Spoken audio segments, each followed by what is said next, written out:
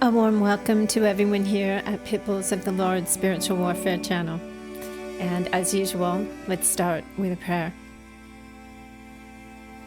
Pater noster, qui es in celis, sanctificetur nomen tuum, adveniat regnum tuum, fiat voluntas tua, sicut in cielo et in terra.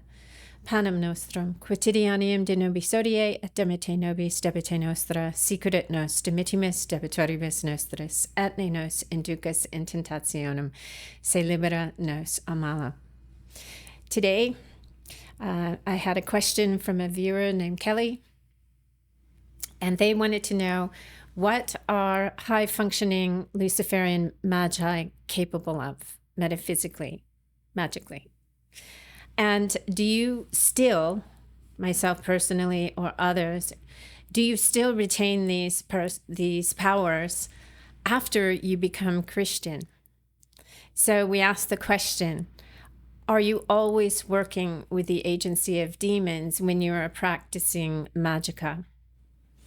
The answer to that question is yes and no, and that's what we're going to talk about today. God made us in his image. We are, so to speak, images of God, meaning we have God-given powers in the likeness of God as well. This is something that the devil does not want you to know.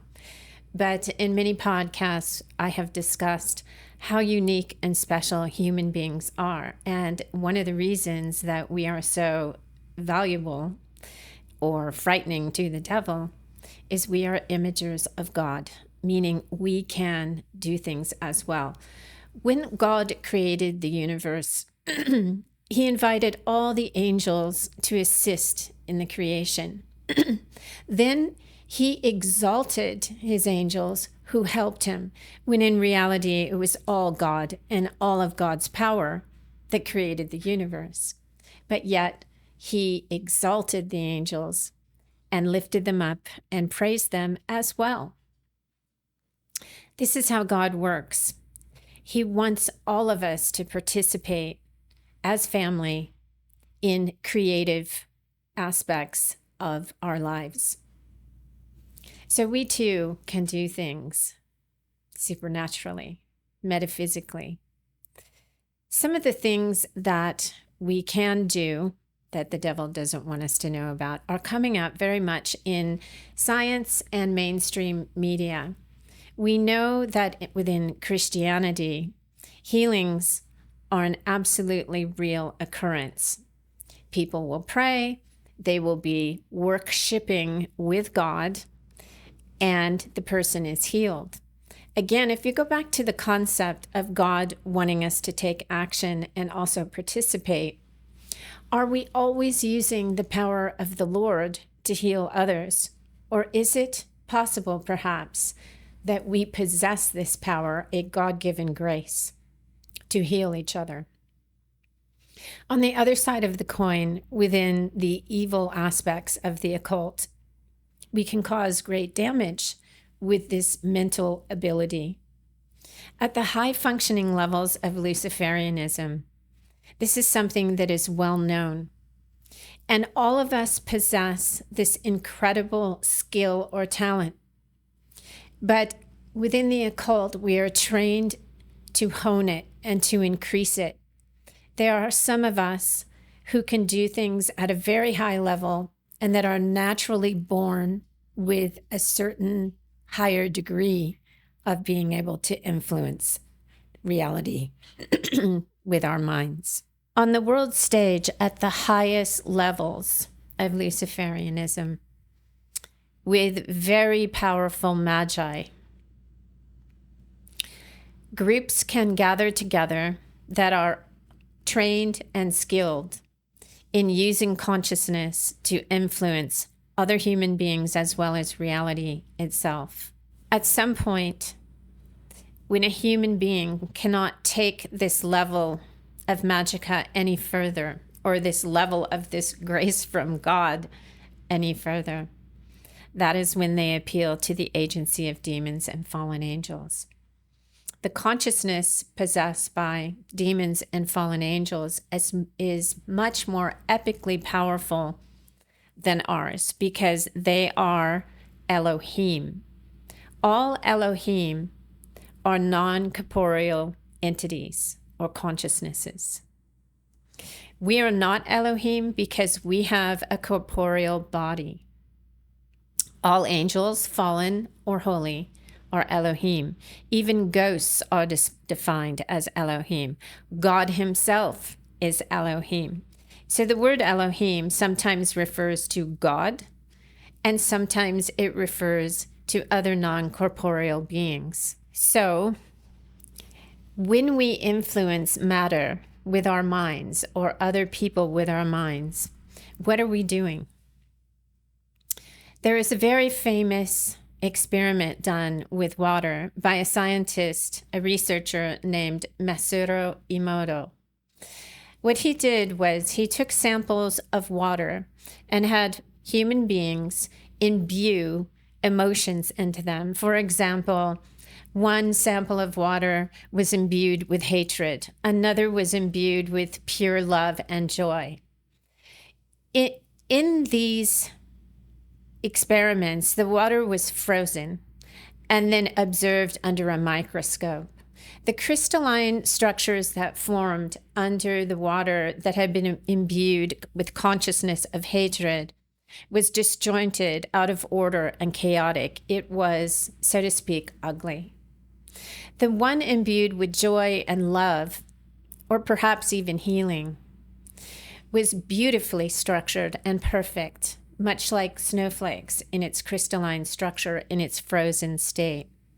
This was evidence that our consciousness does influence reality and matter as we know it, the physical realm we exist in. Our bodies are made up of 72% water. Therefore, we are influenced not only by the moon, as we've all heard, we are influenced by the consciousness of others coming at us. So back to the question of what can we do with our consciousness, with our focused minds? When we are trained and when we have honed that muscle, it's not a muscle, of course, to use our consciousness to throw energy out, it can be very effective in healing as well as inflicting sickness and even death. We've all heard of the government research, black ops research, where people trained to take the life of others simply by using their consciousness. They could cause a heart attack or a stroke. Today, they seem to be leaning more on technology, bizarre technology with microwaves, etc., etc. But throughout history, for thousands of years, this was well known that this was possible. We've all met people who seem to put out such anger or such love that it actually changes our consciousness. Well, this is something that's absolutely true. With your mind, you can either make someone sick or make someone healed or change their personality into anger or happiness. Have you ever walked into a room where everyone became upset, or have you ever walked into a room where everyone suddenly became happy? Now, if you are a practicing occultist, you will have done this intentionally on many occasions. At the highest level of high-functioning Luciferian Magickal, the individuals that are trained and skilled in throwing energy out to others can do this easily. I have experienced it. I have done it. And sometimes it happens by accident. For example, in my past, I can recall many episodes where I felt threatened or I felt that something was very wrong with a person that was approaching me. What happens with me is I have trained to throw energy, but I don't always have control of it. So when I meet someone that I feel the feeling that they are a threat or they are not being honest with me, I cannot control the energy that I begin to throw off of me. That energy literally has thrown a full-grown man back against a wall. Within our chest cavity, it's called the mountain lion in some cultures. And when we are threatened, the energy comes out of our chest cavity, perhaps from the heart itself. When that energy is expelled, it goes out with a force, just like we have trained for our entire lives to charge a circle. When we charge the circle, in my case, I can't always control it, as I just said. I have thrown a full-grown man back against a wall simply by feeling the feeling of anger and throwing it out, or a self-defense mechanism. I've also experienced it on many casual levels. When I meet someone that I feel is a threat to some degree, whether it be small or intense, I can throw out energy without even saying a word. And often people will say, "Stop yelling at me," when I haven't even spoken. This is something that I can speak of based on personal experience. As you'll note, in this podcast, I try not to speak hearsay or what another has written about. I try to speak on my own experiences specifically, and I try to keep it that way. Now, when you're throwing energy off of you, you are skilled and trained to do this because you need to charge circles with certain emotions and certain fingerprinted energies. In order to invoke or evoke entities, you have to resonate and match what that entity is about. If you're calling in a very evil entity, you must feel that emotion and charge the circle with it so the entity is able to become present within its own sea of energy, a match, so to speak. Now, in Christianity, when we pray and we are working or worshiping with the Holy Spirit, we are calling in love and joy and healing, and we are visualizing the subject that we are praying over to the Lord. We are visualizing love, joy, and a healed individual. We're not begging for help. We are worshiping with God, which is what God desires us to do. He doesn't need us to do this. He created us to do this. So in the original question, are we always working with the agency of demons? No, it swings all ways, where sometimes we are working with our own God-given graces. Sometimes we are working with the agency of demons by choice. And sometimes we are working directly with God. But we are using the same principles, concepts, ideologies, methodologies that are wired into the universe. Christianity and many priests will caution me for sharing this with you, the viewers.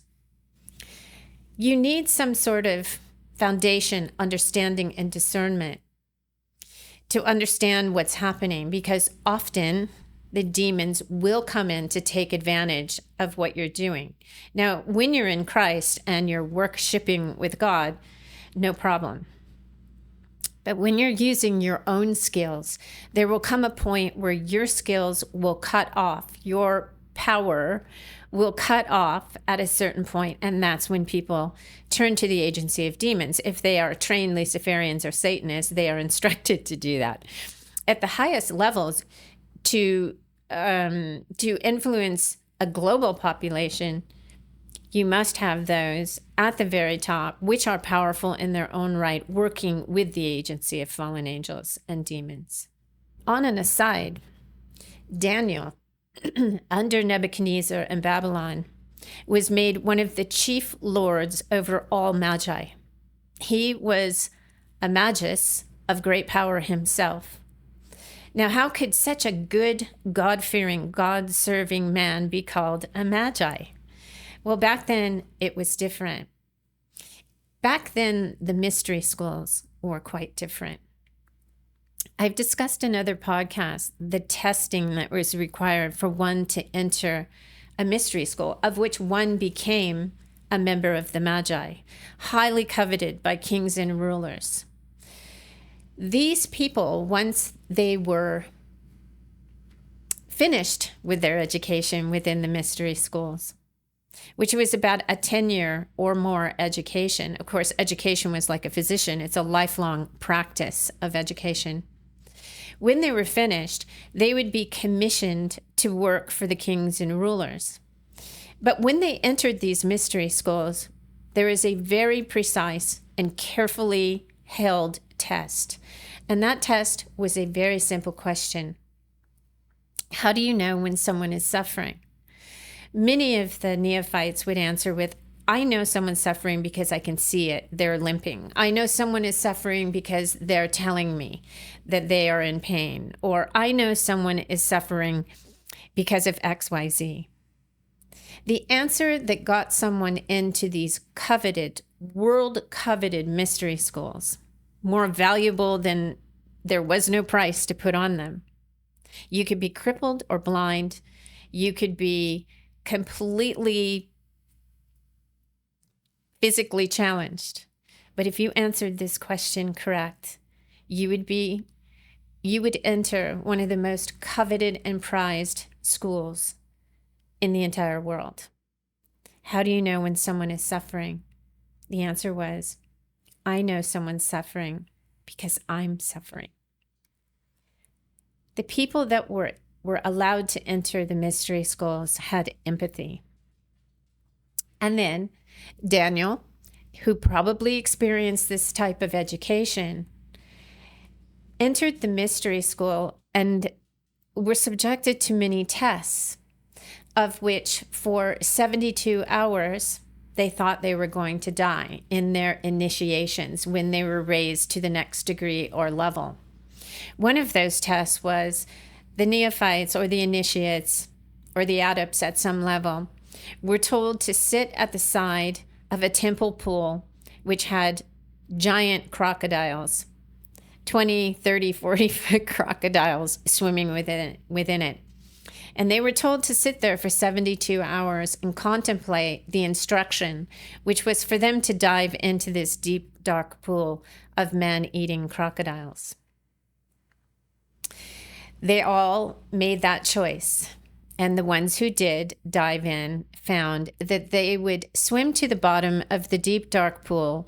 They followed a light and came up on the other side of the temple, which the sun was now rising in the east. Of course, that symbolizes birth and resurrection, and they were then initiated into the next degree or grade. Another one was to be left for 72 hours in a sarcophagus, believing that they had been forgotten and that they were going to die. Now, why 72 hours of facing their deaths in these mystery schools, and why the question of suffering? After 72 hours, scientifically, we know that people who have absolutely believed that they were going to die for 72 hours never have fear of death again. So in these mystery schools, people such as Daniel were brought through the process to never, under penalty of death, hurt others because of their level of empathy. So you see, today we don't have that check and balance. And so people who are highly trained within the mystery schools, within the Luciferian bloodlines and Nephilim families, they are not tested as this, but they get the same education. So the VMAT2 gene, a spiritual gene. Now we have technology. We no longer need to test in the old ways for it. The bloodline. The bloodline is important. And then the training. So these high-functioning Luciferians must be a few things. They must have a psychopathic grooming, which created them as psychopaths, or they were natural-born psychopaths. They must also be a member of the bloodline. That bloodline does carry the VMAT2 gene, which makes you more spiritual and more, quote-unquote, powerful. These things are all sought out. People are chosen specifically from the families Whether they know they're a member of those families or not, you are approached to do certain levels of Magica, and you are trained. Today, we have a lot of technology involved that we can utilize. We now track the genetics of everyone worldwide. It's pretty easy to locate the most powerful, natural-born, skillful people that can be initiated into the highest levels of Magica as magi. So let's talk about a couple of other things. We've all heard of tempests. So at the highest levels, one is trained to manipulate the weather. In shamanism globally, shamanism is an anthropological term. It's not what cultures specifically call their medicine men, doctors, magi. They're all the ones that worked with the metaphysical and unseen realms. Tempests can manipulate the weather. So if you want it to rain, you can absolutely, if you're one of these people who are skilled already by nature as well as trained, you can bring rain, or you can create drought. Forget about geoengineering or chemtrailing. There are actual human beings that can create cloud cover simply by being so in touch with God's creation within nature. Another conversation we need to have is, what is the spiritual ecosystem composed of, and how are we able to manipulate nature?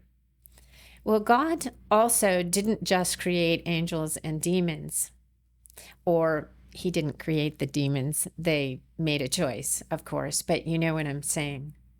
There is a spiritual ecosystem which is called invisible nature.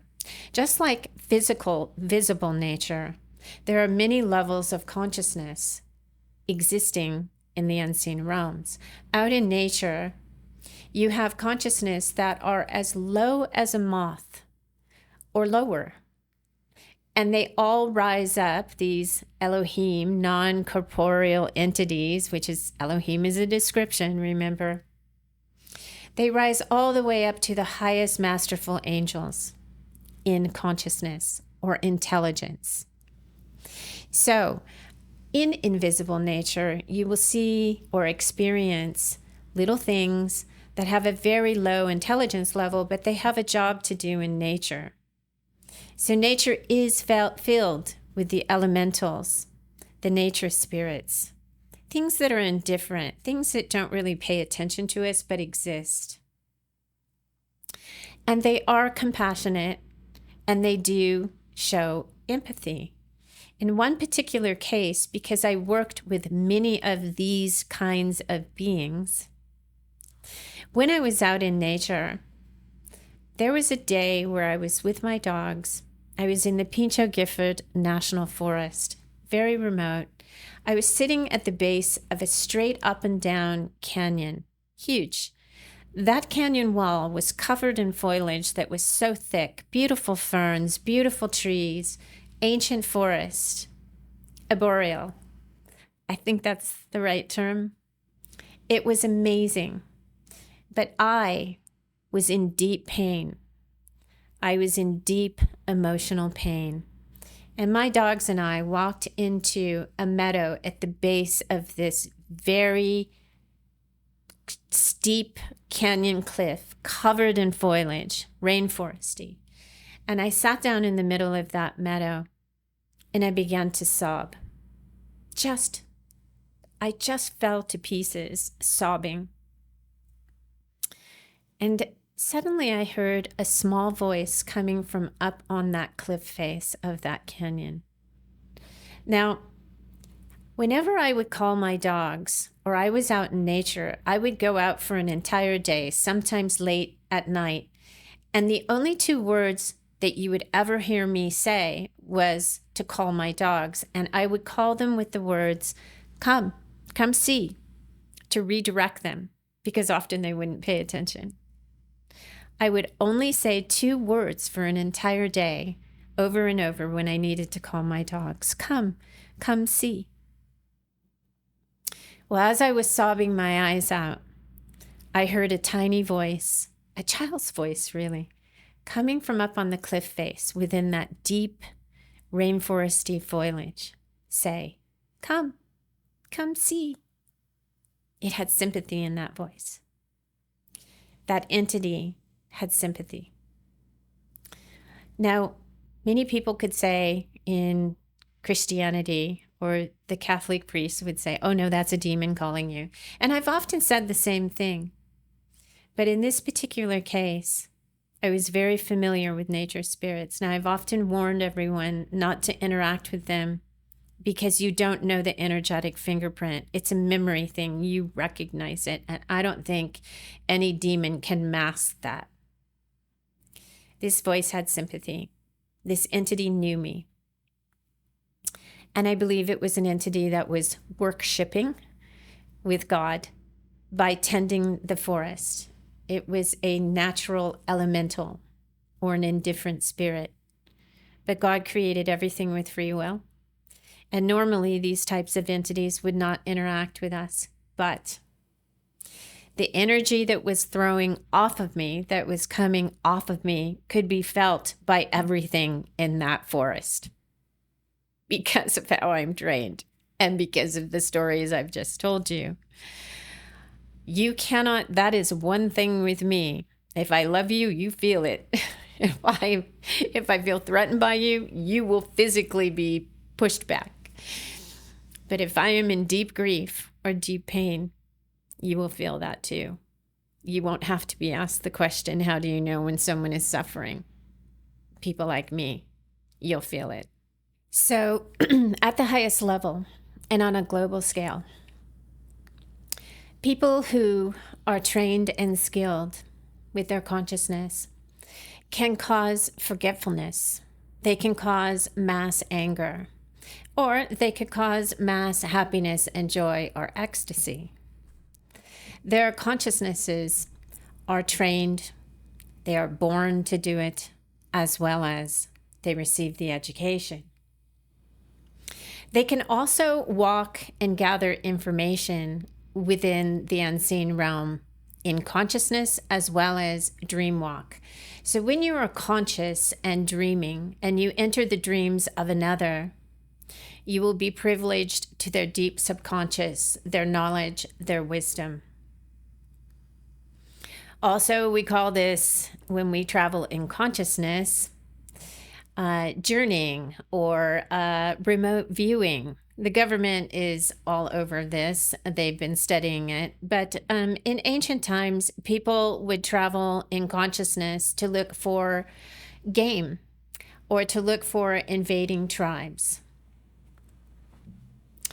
Today, there is a lot of technology to gather information, but at the highest levels, it's still done. And I think that important information is received by attacking the consciousness or invading, violating the free will of another's consciousness.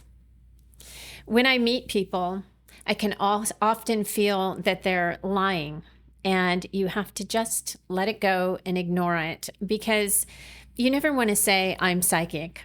That's rather rude. Or you never want to say, I'm telepathic or precognitive. Basically, what that's like is viewing a person naked.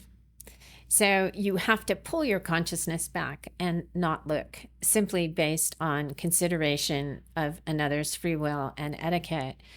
But when you're trained to do this, sometimes it happens without you even trying. It's just a natural gift that you possess, or one, if you've trained and honed it to a higher level, sometimes it just happens without you meaning for it to happen. In ancient times, we hear the whispers of cannibalism, and no one can understand why people would do that. But what we know is genetic memory is carried in our cells and in our DNA. So when a warlord, who is also a spiritual person, they were all spiritual people as well as leaders of warfare, they would drink from the skull of the losing tribe's warlord. in that they felt they absorbed that person's power. Because we carry genetic memory, I often look at the idea of reincarnation. When people claim they are remembering memories of past lives, they are probably remembering genetic memory of their predecessors and ancestors. I no longer feel that reincarnation is something that happens. When I began studying Christianity as a Christian, I realized what made more sense is that reincarnation does not exist. The devil would love us to think we have another chance at life in the physical world. But as Christians, we know we're going to an even more profound and sublime life, which is the new kingdom in heaven. However, cannibalism does happen, and it happens in ritual ceremonies, and it happens for the same age-old reasons: to take on the wisdom of another person. You in the mainstream would never hear about it because we often hear about the victimhood of sacrificial victims or cannibalism. But at some point, at the highest levels, some of the wisest and most skilled are taken, sacrificed, and cannibalized by their predatory underlings for that very same reason. We also hear about ancestral trauma. And that, again, is an example of genetic memory. With the events of slavery, many descendants, as well as with Native American tribes who suffered at the hands of invaders, there is something called ancestral trauma, which is inexplicable, the fear, hatred, and anger of something that happened hundreds of years previously and not even to you, but you feel it as real as if it did happen to you. You do not know these ancestors personally, but you feel as if you do. That's genetic memory, and that's ancestral trauma. So, at the highest levels and on a global scale, what can these people do to us? Well, they can also, with their consciousness, reach those memories and bring them into the surface and make them even more profound. Consciousness can do just about anything if in the hands or the consciousness of a trained operator. It is all rather simple and elegant. It's not all of the gobbledygook and shamalama, ding dong, and abracadabra that we all think it is. It is all based on very simplistic laws. It's complex to a degree when you're doing Magickal and working with sigils and the words and consciousness and the powers and the agency of demons. Yes, that gets very complex. But when it comes to average everyday people that can do the same things, but only to a certain degree that these high-functioning magi can do, it's very different, but it is still very simplistic, much like a physics equation: simple, short, and elegant. Another thing that we possess is telepathy and precognitive skills. These also can be trained and honed and be very precise. But generally with telepathy, you may get a message from a non-corporeal being or another human being that's sent to you. You choose to accept it. And you think that danger is coming, when actually danger is coming, but at what degree? Is it you're going to stub your toe, or is it you're going to have a terrible car accident? We get the signal, but we don't get the degree or the precise meaning of what's coming at us. At a very high level, there are people that read these signs and messages precisely. They are extremely telepathic. Science now endorses telepathy. We know animals have it. There are experiments that have been done, etc., etc. With precognition, that's a survival skill that has come up over thousands of years. Precognitive means you know when something is going to happen. And again, like telepathy, you may not be precisely clear on what's going to happen or the degree of the danger or whatever. But at the highest level, people make life choices, important choices, because they are so good at it. But we all have that. That's given by God. It's also evolutionary. It also is a survival skill. So at the highest levels, these magi, these practitioners and operators, can change the life path trajectory of large groups of people, influence them into certain emotions. And if that isn't enough, they can make them believe something that is not true. Consciousness is extremely powerful. Therefore, we need to talk a little bit about alchemy. There are legends, and I have seen on a small scale, this myself, of how alchemy, through the use of the basics of solvet coagula, all Magica, in order to be understood, is based in the knowledge of alchemy.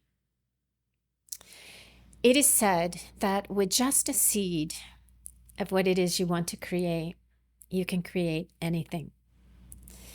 We hear the legends of the chimera, the anthropomorphic beings, the therianthropic beings, as well as the homunculus, a small human without a soul, much like a golem. These are created with the science and art of alchemy. And in ancient times, just like today, we have technology, as we've discussed, ancient technology was just as efficacious.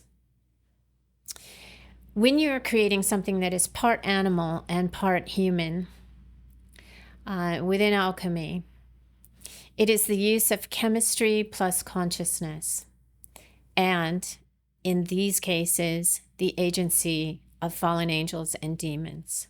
They must be a part of the equation. That was the importance of invoking and evoking the gods. That was the importance of places of power. When this highest level of Magica is performed, it must be within a power spot. Without it, Magica is but a whisper of what it once was. And of course, we did a video on that titled Gates of the Gods, which gives the scientific and physical characteristics of these places, as well as the spiritual characteristics of these places. This is an absolute no-no for God to allow. We are not to create hybrids.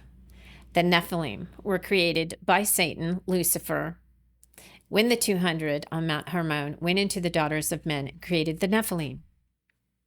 This is something God doesn't allow, and we've talked about this a lot. But alchemy, al translates to God, chemi translates to chemet, place of black soil, and it also translates to the basis of the root term for chemistry, God's chemistry, God's science.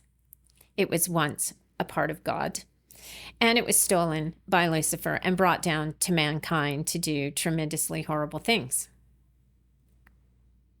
Within alchemy, these chimeras were created, and with modern technology, the government knows what they're looking at, and they also know what's going on. When you hear of the UFO and UAP phenomena, it was changed to UAP, unidentified aerial phenomena, because they can't define it. They know these beings are interdimensional, ultradimensional. These are fallen angels. They know it. And they could never share that with the world. They will keep pandering different narratives and propagandas. And now they're to the point where they say, we don't know what it is, but they do know what they are dealing with.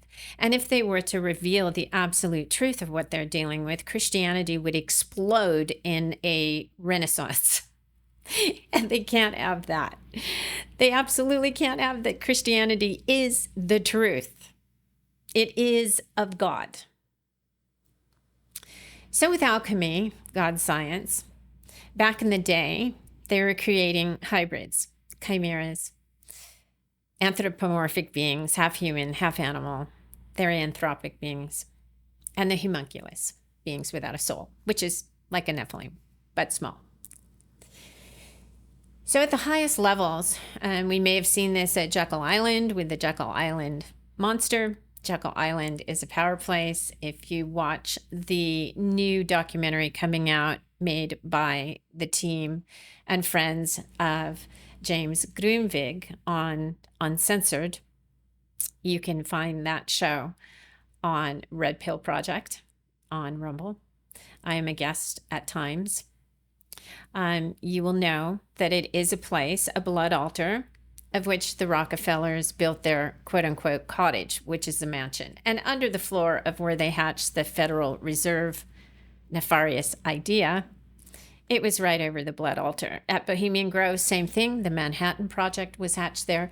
And so at the highest functioning levels, these places are utilized to perform alchemical operations, whether it be spiritual or physical.